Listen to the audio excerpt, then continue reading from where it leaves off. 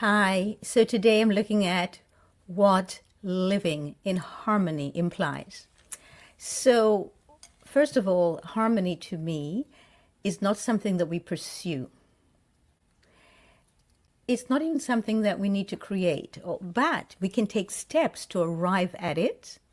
And there are many different steps because harmony exists in the universe. Without it, this whole galaxy would fall apart. The stars would not stay where they are, the oceans would not be where they are. And this is something that I think humans have forgotten, that there is a rhythm in our lives and a rhythm to our lives. Look at the ocean, look at the sea. There's a rhythm.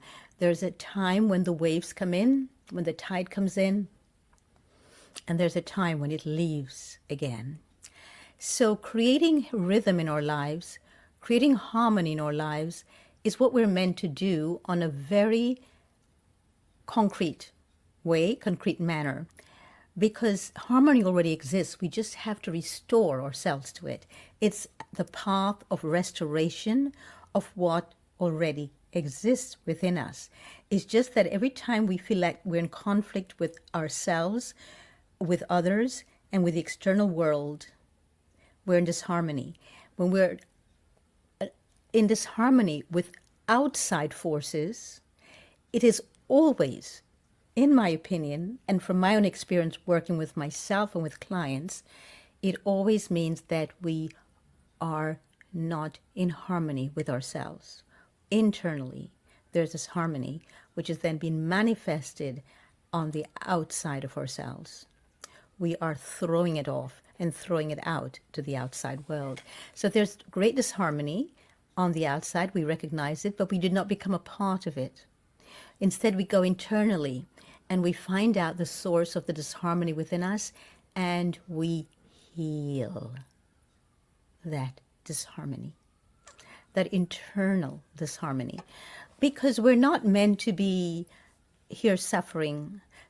I loved my teacher, Thich Nhat Hanh, and he was speaking about the Buddha and how the Buddha taught that there is going to be pain in life. If there's no pain, there is no life.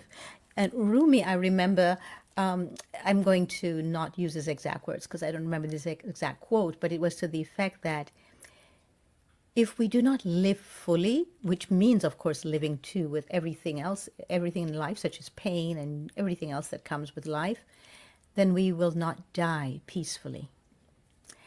So in order to create this resonance with the external world, we need to first create resonance internally. And I am telling you folks, by working with myself and with clients, I have found out that there's tremendous chaos internally in our body, whether it's the clogging up of our lymph, where the interstitial fluid cannot even move anymore, where it's just clogged up, where there are barriers being created in our body because things are not moving, where we are constantly suffocating ourselves by constantly pushing and the limits of how much toxicity they can actually survive, whether it is because we are living in a place of instant gratification, we're not thinking about the repercussions of our actions. That creates tremendous disharmony in our bodies. That creates internal disharmony inside of us. And if there's disharmony, we cannot manifest the harmony which already exists and which we're privy to just by being here on earth as living beings. So how do we address this incongruence of the disharmony externally and the harmony that I'm saying already exists, and we just have to navigate our way into it, and we have to find ways to excavate the harmony that already exists by, first of all, not becoming playthings, not becoming victims of the external world, by taking our powers back. Because only when we give our internal power away to the external world do we create this harmony, externally and internally. So if this harmony is manifesting externally, we are responsible for creating it. Now you might say to me, listen here, I do everything possible to create harmony in my life. I am not responsible for the disharmony I see. Yes, we are. We exist here, and every single thing we do, feel, think, and say contributes to the higher good or to the disillusion that so many are feeling right now, or to the big neti pot, the big pot of gold, or to the big pot of misery. Everything we feel, think, say, and do contributes to it, adds to it, detracts from it. So we need to ask ourselves every single day, am I going to contribute to the pot of gold today, or am I going to contribute to the misery pot? How do we contribute to the misery pot? By doing things that are fueled by instant gratification, by eating things, drinking things we know that if we were being mindful and we were being loving to ourselves, we would never partaking. By using words that are derogative, by calling people names, by lashing out at others, by being cruel and mean and unkind, just because somebody else was cruel and mean and unkind to us. We create disharmony every time we take on the energies of the outside world rather than we pour our own internal energies of love, light, and healing and harmony to the outside world. It is, yes, dependent on us. We have the powers to do this. We weren't just thrown here willy-nilly to deal with a lot of problems and issues and disharmony. No, we came here as harmonious beings in a very harmonious planet. Otherwise, as I said before, the galaxies would not be rotating as they do and would not stay where they are, and we would not have the ocean not overrunning us here on land.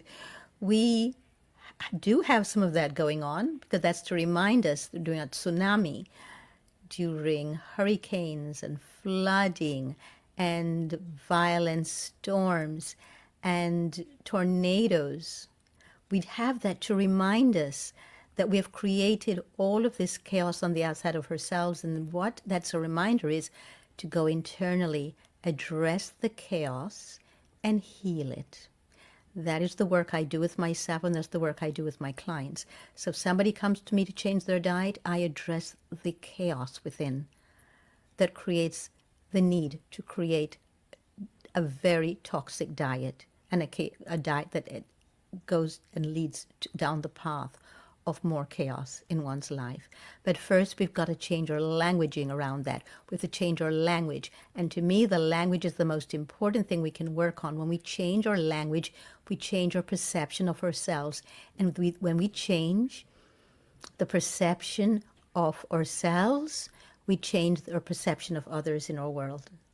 And our world begins to mirror all of that harmony within us. So I invite you to join me on this path of reclaiming our powers and living a very harmonious life, living harmoniously according to the laws of nature, by looking at the natural world and then recreating our lives to live in harmony with it. So when winter comes forth, we then let go and we surrender to the forces of winter.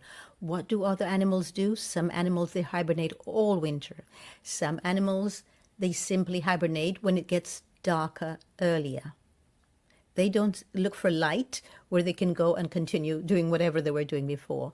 We create artificial lighting so we can continue on as if winter did not set in.